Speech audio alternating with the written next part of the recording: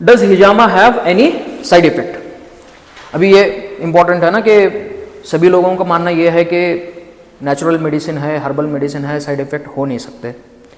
सभी लोग यही बोलते हैं, लोगों के अंदर ये जो है ना कॉन्सेप्ट है कि हर्बल मेडिसिन में साइड इफेक्ट नहीं है। ऐसा नहीं है। अगर वो मेडिसिन है, उसका इफ़ेक्ट है, तो साइड इफ़ेक्ट ज़रूर है। अगर वो तदबीर है, अगर उसका इफ़ेक्ट है, तो उसका साइड इफ़ेक्ट ज़रूर है। तो ऐसी कोई चीज़ नहीं है जिसका इफ़ेक्ट हो, साइड इफ़ेक्ट ना हो। तो इस लिहाज से आप लोगों को समझना चाहिए कि हिजामा के बहुत सारे साइड इफ़ेक्ट क्लासिकल टेक्स्ट में भी लिखे हैं। जैसे गुद्दी पे जो हिजामा करना है, ऑक्सीपिट पे, तो अगर आप तशख़ीस सही से नहीं करके हैं और जिस पेशेंट में वो करना था आप दूसरे पेशेंट में करे हुए हैं, दूसरे कंडीशन में, तो उसकी क़ुव्वत हाफ़िज़ा जो है ना वो कमज़ोर हो जाती है। ये हिजामा का साइड इफ़ेक्ट क्लासिकल टेक्स्ट में लिखा हुआ है। तो इसके साइड इफ़ेक्ट भी हैं। आप जब भी कोई दवा दे रहे या कोई तदबीर कर रहे तो उससे 3 तरह के नताइज जो है ना आपको हासिल होते। एक जो है हतमी नतीजा, दूसरा जो है अक्सर ही नतीजा, तीसरा जो है ना इत्तेफाक़ी नतीजा। ये जो हतमी नतीजा है ना इसको बोलते अब्सोल्यूट। अब्सोल्यूट ये चीज़ होती ही होती। जैसे अब कोई जो है ना एक मुतय्यन मुद्दत तक आग में हाथ रख दे तो क्या होगा? हाथ जलेगा ही जलेगा। ये क्या है? अब्सोल्यूट चीज़ है ये। अब इसी तरह से अगर कोई बारिद रतब मिजाज का शख्स है, बारिद रतब मौसम में बारिद रतब ग़िज़ाएँ एक मुद्दत तक खाए तो उसको नज़ला ज़ुकाम होना ही होना है। ये क्या है? हतमी बात है। ये अब्सोल्यूट होगी ये एक मुद्दत तक अगर वो कर दे। ठीक है? तो अगर आप अच्छी नॉलेज के साथ वो नॉलेज को अप्लाई कर रहे हों तो आपको नताइज मिल जाते अब्सोल्यूट। ठीक है?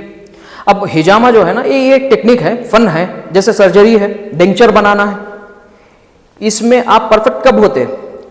जब आपको इल्म हो उसका और वो इल्म को आप सही तरीके से अप्लाई कर दें तो तब जो है आपको नतीजा मिलता हतमी और अक्सर ही। अक्सर ही नतीजा क्या है? अक्सर ही नतीजा समझो कि इस मिसाल से अगर कोई जो है ना बाइक चलाने सीख गया है तो आप ये हरगिज़ नहीं कह सकते कि वो कभी ना कभी वो कभी नहीं गिरेगा। वो गिरेगा, उसका एक्सीडेंट भी होगा। कब?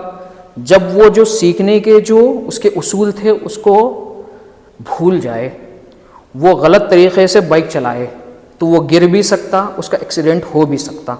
अगर आप हिजामा सीख लिए हुए हैं या कोई टेक्निक सीखे हुए हैं, अगर उसके उसूल और उसका इल्म सही तरीक़े से आप अप्लाई नहीं कर रहे हैं तो आपको नतीजा नहीं मिल सकता। अक्सर ही ये जो चीज़ है उससे हासिल होने वाली नहीं है। तो अगर आप इल्म हिजामा का और क्लासिकल टेक्स्ट के हिसाब से जो दवाएं उसमें तजवीज़ की गई हुई हैं वो दवाओं के साथ, वो पॉइंट्स के साथ, कॉन्ट्रा इंडिकेशंस के साथ, इंडिकेशंस के साथ अगर आप ये तरतीब कर रहे हों तो हतमी और अक्सर ही आपको नतीजा मिल जाता। तीसरी जो किस्म है ना जो आज बहुत ज़्यादा राइज है वो है इत्तेफाक़ी। जो हिजामा सेंटर से जो है ना वो इत्तेफाक़ी नतीजा है। मिल गया तो मिल गया नतीजा। 1000 पेशेंट में से एक पेशेंट को ठीक हो गया, लेकिन वो जो ठीक हो गया ना उसका रीज़न नहीं दे सकते वो ये कैसे हुआ है, इसके पीछे का मैकेनिज़्म क्या है, ये नहीं बयान कर सकते। जैसे अब कैंसर में हिजामा करना, हाइपोथायराइडिज्म में हिजामा करना, ओबेसिटी में हिजामा करना, जो ऐसे ऐसे डिसीजेस में करना जिनका जिक्र जो है ना क्लासिकल टेक्स्ट में नहीं है बिल्कुल भी। हर चीज़ में जो है ना हिजामा बजिद करना, हिजामा ही करना। क्यों कर रहे हैं आप? उसके दूसरे भी तदाबीर हैं, दूसरे भी दवाएं हैं जो क्लासिकल टेक्स्ट में दी गई हैं, वो अपनाएं। सिर्फ हिजामा आप एक पेपर, रिसर्च पेपर आप नहीं दिखा सकते जिसमें जो है ना कैंसर में हिजामा, सिर्फ हिजामा, एडजॉइंट ट्रीटमेंट नहीं, उसको कीमोथेरेपी वो नहीं दिया गया है, सिर्फ हिजामा करके उसको क्यूर किया गया। आप एक पेपर नहीं दिखा सकते, एक। तो ऐसी चीज़ों से आप बचें। अगर इसमें आपको किसी को रिजल्ट मिल रहा है, वो प्रोपेगेंडा करते फिर रहा है, तो ये जो नतीजा है वो इत्तेफाक़ी है, उसके पीछे का मैकेनिज़्म वो भी बयान नहीं कर सकता। تو ہجامہ کے سائڈ افیکٹس بھی ہیں اور اس کے اچھے افیکٹس بھی ہیں، ایسا نہیں ہے کہ اس کے سائڈ افیکٹس نہیں ہیں. تو یہ چیز آپ کو جاننا ضروری ہے. بعض ٹائم جب آپ ہجامہ کرنے کے بعد جو ہے نا، اگر ہیڈ پہ ہجامہ کیے ہوئے ہیں تو اس کے 2-3 دن کے بعد جو ہے نا کانوں میں گرمی محسوس ہو سکتی ہے پیشنٹ کو.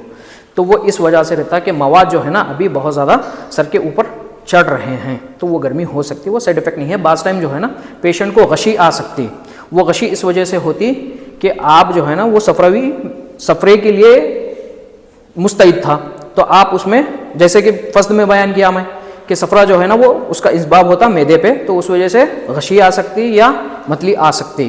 تو ویسے پیشنٹ کو جو ہے نا آپ ڈائگنوز کرنا ہے. کرنے کے بعد ہجامہ کرنے سے پہلے جو ہے نا شربت انارائن ترش آپ اس کو پلا کے ہجامہ کر سکتے ہیں.